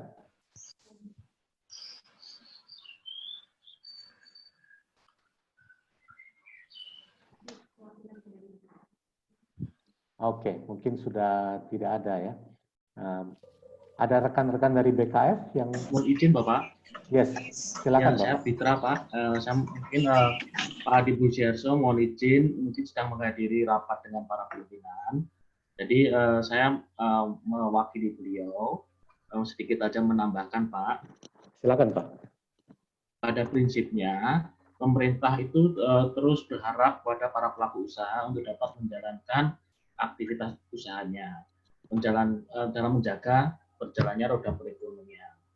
Bagi para pelaku usaha yang terdampak COVID-19, seperti Bapak dan Ibu ketahui, mungkin bisa dilihat di PP 23/2020, itu pemerintah telah menyiapkan berbagai skema yang dapat dimanfaatkan oleh para pelaku usaha. Misalnya subsidi bunga, penempatan dana, dan sekarang juga sedang membahas terkait dengan penjaminan pemerintah. Kebanyakan skema tersebut itu ditujukan untuk UMKM, Pak, karena kita melihat bahwa perbedaan krisis saat ini dengan krisis tahun 98, itu adalah kalau 98 kita melihat bahwa yang kena hit pertama kali adalah sektor keuangan, Pak. Ya. Namun, Bapak Ibu sekalian, untuk yang krisis saat ini yang paling terdampak pertama adalah dari sektor masyarakat dan usaha dari sisi kesehatan. Seperti yang Pak Adi Budiarso tadi sampaikan, beliau sudah menjelaskan bahwa dengan kita awalnya itu ada di sisi kesehatan, bergerak ke sektor usaha dan lain sebagainya. Nah, hal tersebut tentu kita harapkan bahwa skema-skema yang sudah dirancang oleh pemerintah dan mulai diterapkan seperti subsidi bunga untuk UMKM dan juga penempatan dana itu yang juga masih untuk sektor UMKM itu dapat dimanfaatkan. Nah, dengan kita bantu para pelaku usaha tersebut itu juga pada intinya juga akan membantu stabilitas sistem keuangan. Jadi tapi yang paling fokus adalah pada masyarakat yang paling terdampak. Itu Pak mungkin yang dapat kami sampaikan. Nah, untuk masyarakat tentu saja dengan adanya skema-skema yang diberikan oleh pemerintah, skema-skema tersebut dapat dimanfaatkan. Kedua, bahwa masyarakat juga pemerintah masih sangat terbuka terhadap masukan-masukan baru. Misalnya dalam perkembangannya masyarakat melihat bahwa skema ini kok kurang tepat atau cukup complicated. Itu masukan-masukan dari masyarakat dan para stakeholders itu sangat kami harapkan. Walaupun penyusunan skema-skema tersebut sebetulnya kami dari pemerintah, dalam hal ini Kementerian Keuangan, juga sudah melibatkan stakeholders terkait misalnya dari KL yang lain, dari OJK, dari BI, dari LPS, dan dari pihak-pihak lainnya juga termasuk dari asosiasi dan dari koperasi dan lain sebagainya, Pak. Mungkin itu sedikit yang bisa kami tambahkan, Pak. Terima kasih. Kami kembalikan. Terima kasih, Pak Fitra. Kita sudah di penghujung waktu ya, bahkan sudah lebih dari 3 menit nih. Mungkin saya mau coba sedikit summarize saja. Memang dari tadi Pak Adi Budiarso di awal sudah mengatakan bahwa pandemi COVID-19 ini dampaknya sangat besar ya, lebih besar dari Spanish flu tahun 1918, dari Asian crisis tahun 98, dari global crisis di tahun 2008 maupun 2013 ya, dan itu hits directly to the sektor informal di Indonesia gitu ya, lebih dari 70% ya terkena dampaknya gitu. Ya. Tapi Indonesia masih beruntung ya, karena 3 di antara ekonomi dunia yang masih bisa bertahan ya, walaupun dampaknya itu growth kita bisa dianggap nol ya. Nah, Pak Adi mengatakan this is the time for survival of the fittest gitu ya. Beberapa panelis juga mengatakan ya bahwa it's time to go to digital gitu ya, to be more efficient, to be more effective ya. Kemudian mungkin dari sisi perusahaan dan juga kalau dikaitkan untuk di rumah tangga ya, what is our priority ya, prioritas kita apa? Ini yang kita harus tentukan. Sehingga kita harus benar-benar hanya spend finansial keuangan kita sesuai dengan prioritas yang kita perlukan ya. Hal-hal yang nice to have, ya itu harus ditunda dulu ya. Sepertinya seperti itu anjuran-anjuran yang dikemukakan ya. Kemudian mau nggak mau kita harus berubah ya. Karena we are now in a changing world ya. Mau nggak mau kita harus berubah. Bagaimana cara kita kerja, bagaimana kita menjalankan hidup keseharian-harian kita gitu ya. Ada mungkin sebagai salah penutup ya, mungkin bisa para panelis bisa memberikan sepatah dua kata singkat gitu ya. Karena ada pertanyaan yang banyak masuk ini adalah tentang gagasan kolaborasi apa gitu kalau bisa yang ditawarkan ya untuk dikerjasamakan yang dapat memberikan dampak yang berkelanjutan untuk masyarakat ya, apalagi terutama untuk anak-anak gitu ya.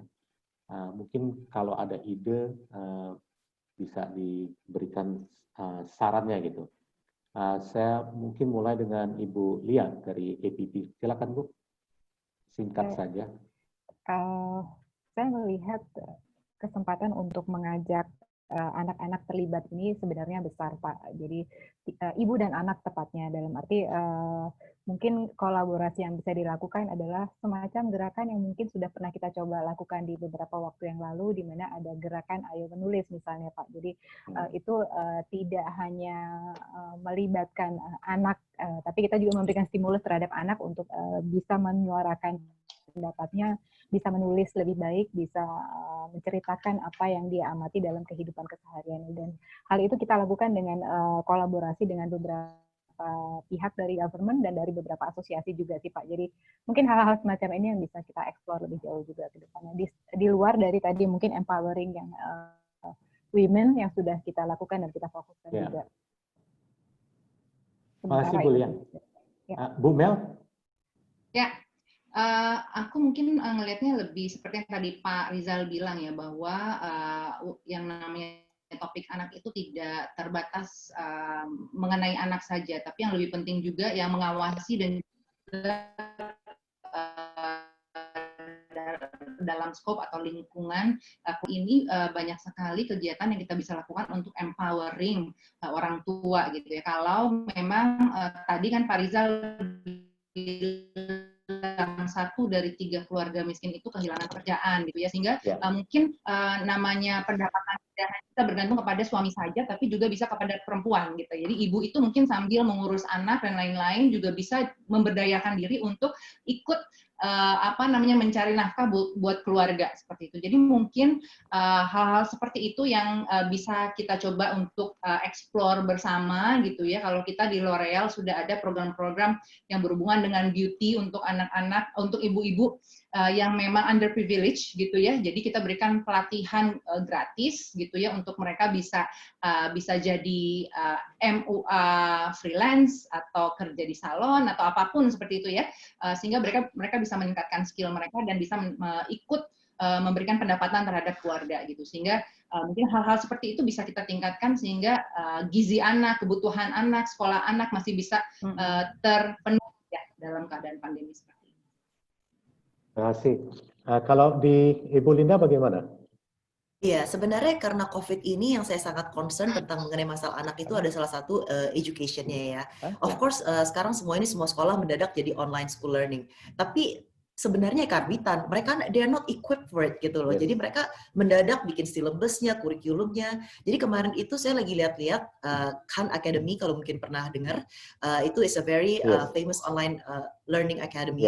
Karena saya juga takut bagaimana ini nasib anak-anak. Agustus pun kalau misalnya sekolah buka, saya masih berani nggak masukin mereka ke sekolah gitu. Jadi karena saya sedang research gitu ya, online academy mana yang bagus, saya pikir ini juga ide bagus untuk membuat locally made online academy for children di masa COVID ini, karena memang edukasi adalah bagian yang penting dari kebutuhan anak-anak. Terima kasih. Bu Anika, mungkin? Ya, mungkin kalau dari saya pikir itu poin yang disampaikan ibu-ibu tadi semua itu adalah bagus ya. Satu hal mungkin yang saya pikir juga penting, mengembalikan role orang tua sebagai pendidik. Karena tidak bisa lagi tergantung kepada guru, tidak bisa tergantung kepada lembaga formal ya. Sehingga orang tua harus mampu mendidik anaknya juga. Terutama mungkin yang sifatnya soft skill. Karena kalau yang sifatnya hard skill, itu yang bisa diperoleh dari online. Pengetahuan mengenai matematik, mengenai language. Behavior itu harus diturunkan dari orang tua. Dan disinilah PR besar menurut saya, dari masyarakat Indonesia, terutama yang kalangan bawah, untuk mempunyai set of behavior yang baik, yang trustworthy, yang punya integrity, yang punya perseverance, untuk bisa survive sebagai next generation yang bisa membangun negara ini. Itu dari saya. Terima kasih, Bu Anika. Akhir kata, kita harus tutup nih acara kita, jadi saya mengucapkan banyak terima kasih kepada para panelis ya, Pak Adi Budiarso, Ibu Linda, Ibu Melani, Ibu Lia, dan terakhir Ibu Anika, dan juga kepada seluruh peserta ya yang telah hadir, banyak nama-nama yang saya kenal di dalamnya. Terima kasih sudah bergabung di acara Gagas Indonesia Safe Talk yang pertama. Mohon maaf ada glitch tadi ya. Semoga di waktu yang akan datang akan lebih baik lagi. Akhir kata kami mengucapkan terima kasih. Stay healthy kepada semua ya. Semoga kita bisa bertemu di lain kesempatan. Terima kasih Ibu dan Bapak semua. Terima kasih Pak Rizal, Bapak Ibu. Terima kasih Pak Rizal, Bapak Ibu semua.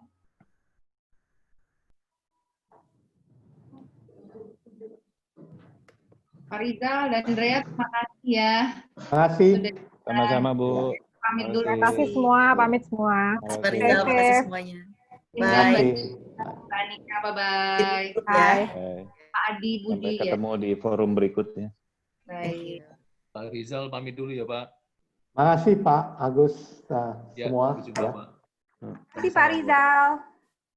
Makasih Astrid. Terima kasih Pak Rizal. Ada Mbak Melani, terima kasih Pak Jemi. Ketemu lagi. Mbak Chen. Terima kasih semua.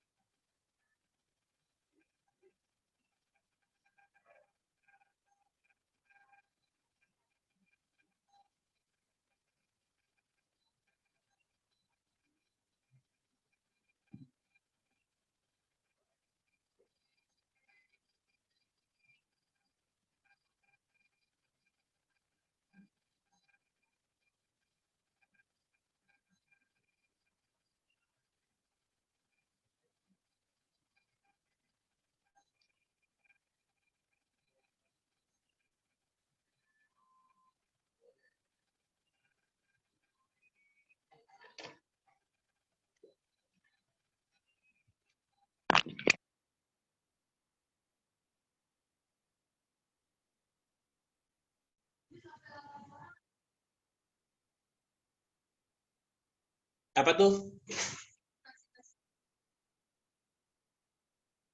7 sampai 8 orang. Yang nanya siapa?